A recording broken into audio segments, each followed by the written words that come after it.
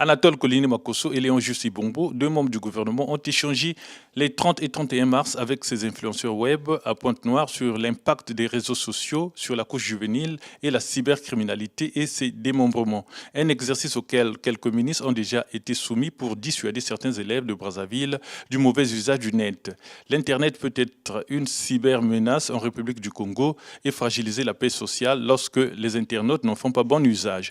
L'action gouvernementale ne devait pas être mise à nu sur les réseaux sociaux parce qu'on ne partage pas les mêmes idéaux, ont fait savoir ces orateurs. L'information postée sur la toile doit être fondée et non de l'intox pour vouloir discréditer son adversaire. Cette initiative a été lancée le 17 février dernier par l'honorable Ferrerol Ngasakis. C'est un système que nous soutenons. J'espère ne pas me tromper. Peut-être qu'il y a parmi vous des gens qui s'inscrivent à l'opposé de cette dynamique, mais en fait, c'est ce qui nous réunit d'abord. Nous avons estimé que justement, cette action qui se déploie à travers le web, sur le net, est une action louable, mais elle est très épars.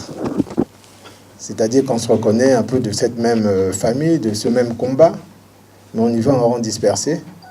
Et le comble, ce qui est encore le plus effrayant, c'est que souvent, on s'écharpe, on s'entre-déchire.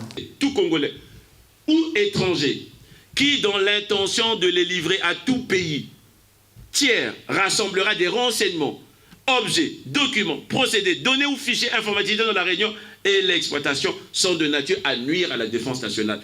Lorsque vous avez des informations dans vos systèmes d'information qui sont de nature à nuire à la défense nationale, sachez que vous pouvez tomber.